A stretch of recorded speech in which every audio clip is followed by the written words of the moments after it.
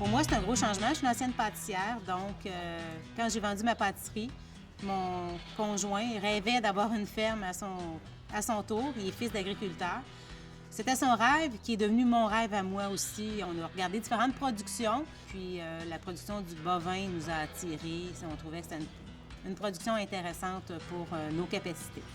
Je m'appelle Josée Chalifou, copropriétaire de la ferme Beau-Vitreau avec mon conjoint Guillaume Langlois. On produit du bœuf, du bouvion ou du bovin d'engraissement. On est aussi producteur d'asperges et on est situé à Saint-Charles-sur-Richelieu.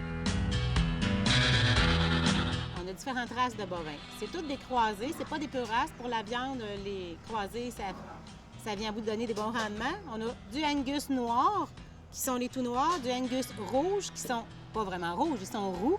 On a aussi du charolais, du limousin et du cimental. La journée type à la ferme ici, on commence toujours en nourrissant les animaux. C'est la première chose, il faut que tout le monde mange le matin, c'est très important.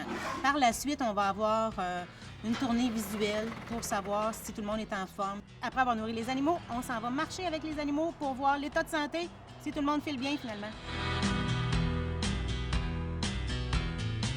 Ce qui est important, c'est souvent de ne pas... C'est pas ceux qui sont dans la mangeoire qui sont inquiétants à regarder, c'est ceux qui viennent pas manger. Parce qu'un animal qui vient pas manger, qui va rester couché, le nez à terre ou les oreilles molles, c'est inquiétant, il faut vérifier s'il est malade. Chacun des animaux a une puce électronique dans l'oreille, qui est un numéro à 15 chiffres, et on a le panneau à côté pour donner le même numéro que la puce. Le panneau, c'est plus une régie... pour nous autres à la ferme, qui est plus facile à visualiser. La traçabilité, c'est les producteurs de vaches-veaux qui, à la naissance, mettent une puce à l'animal. On doit la faire suivre jusqu'au consommateur. Donc, pour ce qui est de la traçabilité, quand on a vu la crise de la vache folle, si c'était un cas du Québec, on aurait été capable de retracer la mère dans les heures qui ont suivi. Pour ce qui est des rations quotidiennes, chacun des aliments est pesé et mesuré, mis dans le mélangeur, brassé pour être homogène et uniforme pour que chacun des animaux ait la même ration équilibrée au quotidien.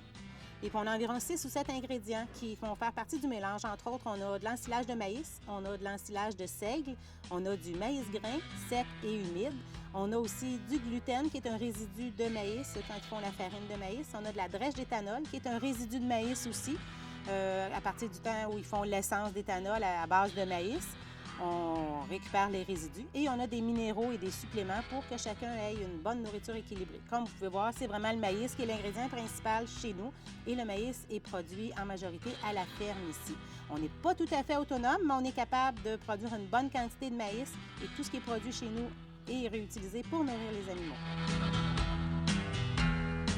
Nous sommes présentement dans un champ de maïs qu'on produit pour les animaux et qu'on fertilise avec le fumier des animaux pour éliminer le plus d'engrais chimiques possible.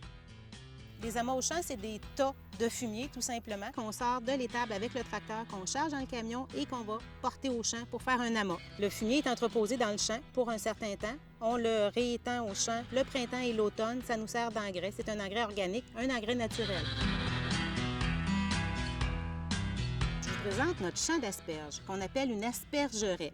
On est à la mi-juillet. C'est sûr qu'à ce temps-ci, ils sont montés en fougère, mais on en a encore quelques-unes qui commencent à sortir. On voit ici une belle petite asperge qui est juste prête à récolter. Dans le temps de la récolte, c'est à ce stade-là qu'on la couperait, plus ou moins à une dizaine de pouces. Et puis la récolte des asperges se fait de la fête des mères à la fête des pères environ. C'est sûr que c'est Mère Météo qui décide. Et puis, une asperge, quand on plante ça, ça prend 5 ans avant de faire une pleine saison de récolte. Par contre, les mêmes plants vont produire pendant 25 à 30 ans. C'est une vivace, c'est pour ça que ça sort tôt comme ça le printemps. On n'a pas besoin de ressemer à chaque année. Les asperges sont coupées à la main, une par une, à tous les jours de la saison, environ 6 semaines au printemps. Et puis, sont classées ensuite par grosseur et revendues aux consommateurs.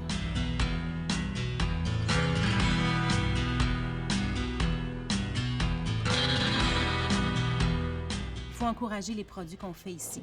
Il n'y a pas de raison, quand on a une belle production ici en pleine saison, d'acheter des produits qui viennent de l'extérieur. Il faut encourager notre économie locale. Je pense que les citoyens sont de plus en plus conscients de ça. Il ne faut pas lâcher ce côté-là.